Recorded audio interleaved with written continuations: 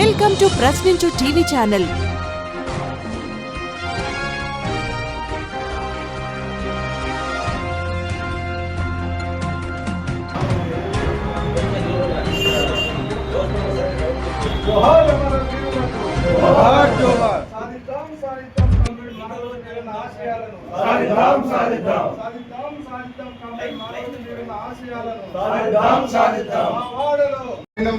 రకరకాల సైన్యాలు ఉండేవి. వాళ్ళు ఊర్లోకి వచ్చి తుపాకులు పట్టుకొని ఇష్టానుసారం దాడులు, హత్యలు, బాంబులు వేసి చంపేది. అంత రక్త చరిత్ర అంతా కూడా జరుగుతున్నటువంటి సందర్భంలో ఏది భూస్వామ్య సాయుధ ముఠాలకు వ్యతిరేకంగా ఉద్యమం రాయలసీమలో జరిగింది. ఆ తుపాకీ లైసెన్స్ రద్దు చేయాలని లైసెన్స్ రద్దు చేసే పోరాటంలో ఆ రోజు ఈ రాయలసీమ ప్రజలందరూ కలిగినారు కాబట్టి ఈ రోజు తుపాకీలు లేవు.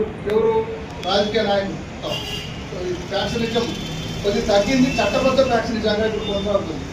అప్పుడు వాళ్ళే డైరెక్టర్ నాయకులే చేసేటోళ్ళు ఫ్యాక్షనిజాన్ని. ఇప్పుడు ఏం చేస్తున్నారంటే పోలీసులతోన డిపార్ట్మెంట్తోన భూ కబ్జాలు లేదా పంచాయతీలు ఇవన్నీ కూడా చట్టబద్ధంగా ఫ్యాక్షనిజం మా రూపం మార్చుకొని కొనసాగుతున్నటువంటి పరిస్థితి. ప్రజలకు ఇక్కడ చట్టం కనీసం ప్రజాస్వామ్య హక్కులు లేవు, ప్రజలు జీవించే స్వేచ్ఛ లేదు. మాట్లాడితే గట్టిగా ఏమైనా మాట్లాడితే ప్రభుత్వానికి వ్యతిరేకంగా మాట్లాడుతున్నారని చెప్పి కేసులు పెడుతున్నారు, జైల్లో పెడుతున్నటువంటి పరిస్థితి. వీరైతే అవసరమైతే ఏదో రూపంలో మిస్సింగ్ మర్డర్లు లేకుంటే ఇక వేరే నక్సలైట్ అని చెప్పి ఆలోచించే ప్రయత్నం ప్రభుత్వం చేస్తున్నటువంటి పరిస్థితి. ఇప్పుడు కొత్త ఎత్తుగడ తీసుకొని వస్తున్నారు. ఏమని మొత్తం వీళ్ళకి ఎప్పుడో దొంగతనంగా పాకిస్తాన్ పోయినారు. పాకిస్తాన్ పోయి మీరు ఏం వచ్చారు? ఒక ప్రొఫెసర్ ఆమె కరీంనగర్ సంబంధించిన ప్రొఫెసర్ని ఆమె పాకిస్తాన్ పోయిందంట. పాకిస్తాన్ పోయి వచ్చిందంట. అప్పుడు పోయి ఏం గూఢచారం చేసింది ఆమె అంటే ఆమె ఈ సమాజంలో ఉన్నటువంటి వెనుకబడినటువంటి వర్గాలకు సంబంధించినటువంటి వాళ్ళ కోసం మాట్లాడుతుంది. ఏదో ఒక ఏజెంట్ అని చెప్పి పిచ్చుకుక్ అని చెప్పి చంపే ప్రయత్నం బాహాటంగా ఈ దేశంలో జరుగుతుంది. ఈ దేశంలో ఉన్నటువంటి ఒక ప్రభుత్వం ఒకే ప్రభుత్వం. ఈ దేశం ఫస్ట్ ఏర్పడిందే కుల, మత, జాతి, తెగల ఆధారంగా ఏర్పడింది. ఒకే కులం లేదు ఇక్కడ, ఒకే మతం లేదు, ఒకే తెగ లేదు, ఒకే జాతి లేదు, ఒకే భాష లేదు. వివిధ జాతులు, కులాలు, మతాలు, తెగలు, ప్రాంతాలు కలిసి ఏర్పడినటువంటిదే భారతదేశం. ఈ దేశంలో అన్ని కులాలు ఉంటాయి, అన్ని మతాలు ఉంటాయి, అందరికీ సమాన స్వేచ్ఛ ఉండాలని చెప్పి రాజ్యాంగం చెబుతుంది.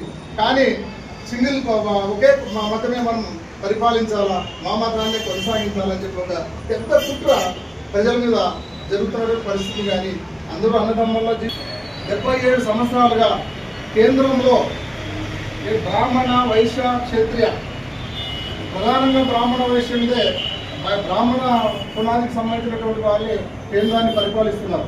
రాష్ట్రానికి వస్తే సూత్ర అగ్ర కులాలు రెడ్డి, వెలమ, కమ్మ ఈ కులాలే ఆంధ్ర, తెలంగాణలో పరిపాలన వాళ్ళే చేస్తున్నారు. కానీ మిగతా కులాలకు ఏదో అరవపలో రాజ్యాంగబద్ధంగా రిజర్వేషన్ ఉన్న ఎస్సీ ఎస్టీలకు ఇచ్చిన వాళ్ళ బానిసగిరి ఉంటుంది, చెంచాగిరి ఉంటున్నటువంటి పరిస్థితి. నిజమైన నాయకులుగా లేరు అక్కడ. ఎవరు ఎస్సీ ఎస్టీలో రిజర్వేషన్లో ఎన్నికైనటువంటి వాళ్ళు స్వేచ్ఛాయుతమైనటువంటి నాయకులుగా లేరు, బానిస నాయకులుగా ఉంటున్నారు. ఈ బానిసత్వం పోవాలని చెప్పి కామ్రేడ్ మారోజు వీరన్న ఒక సిద్ధాంతాన్ని రాశాడు. ఆ సిద్ధాంతమే, ఆ పోరాటమే మావాడలో మా రాజ్యం, మావాడలో మా రాజ్యం. ఒక దేశం మరో దేశాన్ని, ఒక జాతి మరో జాతిని, ఒక తెగ మరో తెగని, ఒక మతం మరో మతాన్ని, ఒక కులం మరో కులాన్ని పరిపాలించే అధికారం లేదు. మా మతాన్ని మేమే పరిపాలించుకుంటాం, మా కులాన్ని మేమే పరిపాలించుకుంటాం, మా జాతిని మేమే పరిపాలించుకుంటాం, మా వాడలో మా రాజ్యం అనే ఒక కొత్త సిద్ధాంతాన్ని ఈ దేశంలో ఆవిష్కరించినటువంటి వారు కామ్రేడ్ మారోజు వీరన్న. అందుకోసమే ఈ సిద్ధాంతానికి భయపడి, ఆయన రూపొందించినటువంటి సిద్ధాంతానికి భయపడి అక్కడున్నటువంటి ఆ రోజు ఆయన బతికినటువంటి కాలంలో 1999లో ఆంధ్ర రాష్ట్రంలో ఉన్నటువంటి సుమారు ఒక 30 నుంచి 18 నుంచి 30 కుల సంఘాలు ఏకం చేసి అనగారిన కులాల ఐక్య దండోల మహాజన్ ఫ్రంట్ ఒకటి ఏర్పాటు చేయడం జరిగింది. అక్కడ ఆ రోజు జరిగినటువంటి ఎన్నికల్లోన కామ్రేడ్ మారోజు వీరన్న రూపొందించినటువంటి మహాజన్ ఫ్రంట్ 140 స్థానాలకు పోటీ చేయడం జరిగింది.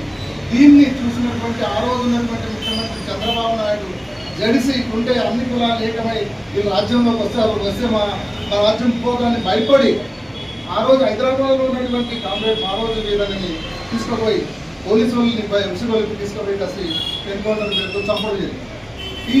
మా రోజు మీరు నుంచి రాజకీయంగా ఎప్పుడైతే చైతన్యం ఎత్తున వస్తుందో ఈరోజు చూడండి ఎంఆర్పిఎస్ మూమెంట్ని ఆ రోజు మా రోజు మీరున్న సాంఘిక కమిటీ ఒకటి ఏర్పాటు చేశారు. ఎంఆర్పిఎస్కి ఏబిసిడి రిజర్వేషన్ వాళ్ళు ముందుకు తీసుకొస్తే ప్రకాశం జిల్లాలో పాదయాత్ర చేస్తుంటే వాళ్ళు అది గిట్టినటువంటి వాళ్ళని దాడి చేస్తుంటే టీడీఎస్ ఆ రోజు వాళ్ళకి రక్షణగా ఉండి వాళ్ళ పాదయాత్రను విజయవంతం చేయడం జరిగింది.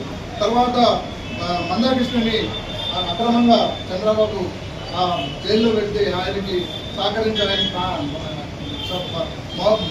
సపోర్ట్గా ఉండి ఆయన చేస్తున్నటువంటి పోరాటానికి మద్దతు తెలియడం జరిగింది.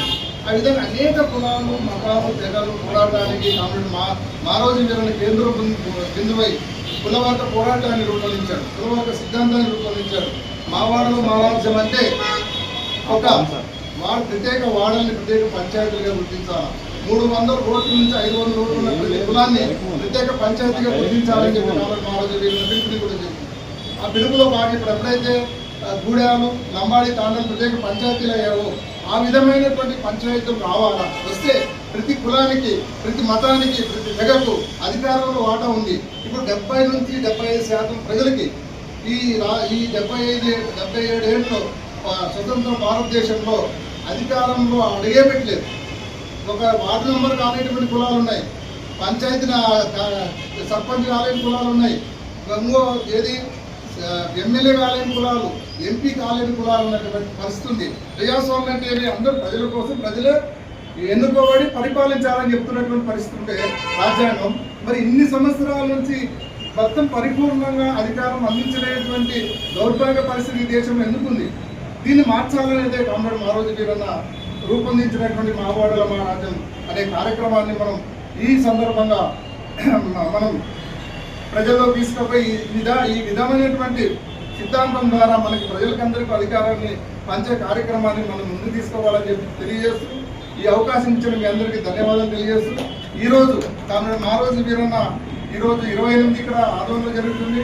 37 ములుగులో తీసుకుపోయి ఈ విధమైనటువంటి సిద్ధాంతం ద్వారా మనకి ప్రజలకందరికీ అధికారాన్ని పంచే కార్యక్రమాన్ని మనం ముందు తీసుకోవాలని చెప్పి తెలియజేస్తూ ఈ అవకాశం ఇచ్చిన మీ అందరికీ ధన్యవాదాలు తెలియజేస్తూ ఈరోజు మా రోజు వీరన్న ఈరోజు 28 ఇక్కడ ఆందోళన జరుగుతుంది.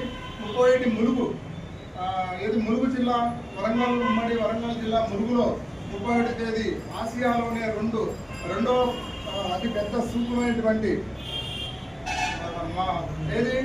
సిపియుఎస్ఏ పార్టీ నాయకులు చనిపోయినటువంటి గుర్తుగా ఏర్పాటు చేసినటువంటి పెద్ద స్థూపాన్ని ఆ స్థూపం ముందు జరుగుతున్నటువంటి ముగింపు అమరవీరుల సంస్మరణ సభల్ని జయప్రదం చేసేందుకు కోసం మీరందరూ రావాలని చెప్పి తెలియజేస్తూ ఈ అవకాశం ఇచ్చిన మీ అందరికీ ధన్యవాదాలు తెలుసు.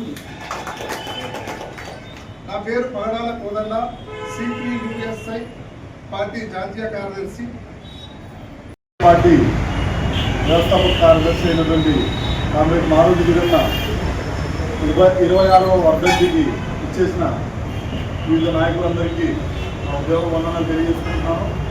ఈరోజు ఈ సభకి ఇచ్చేసిన ముఖ్య అతిథులు సిపిఎస్ఐ పార్టీ కేంద్ర కమిటీ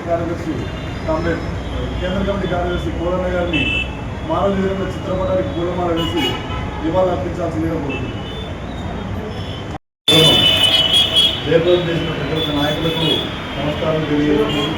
ఏదైతే మారుతి వీరన్న రూపొందించిన సిద్ధాంతాలకు గాను కట్టుబాట్లకు గాను బీడీఎస్ఎఫ్ నాయకులుగా అలాగే మా బీడీఎస్ఎఫ్ నాయకత్వానికి అందరికీ ఆయన ఏదైతే మాకు ఇచ్చిన కార్యాచరణ మేము రూపొందించుకుంటూ ముందుకెళ్తామని తెలియజేసుకుంటూ ఆపరేషన్ కగార్పేటలో ఏదైతే మొన్న జరిగినటువంటి 28 మంది నాయకులు నక్సలైట్ నాయకులను ఈ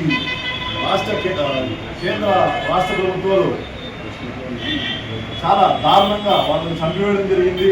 వాళ్ళకు గాను వాళ్ళ కోసం మనం ఒక నిమిషం పాటు మౌనం పాటించే వాళ్ళకు సంఘీభావం తెలియజేయాల్సిందిగా ఇక్కడ వచ్చిన నాయకత్వాన్ని అంతా తెలియజేస్తుంది. ఆపివేయాలి కగారనే ఆపరేషన్ వెంటనే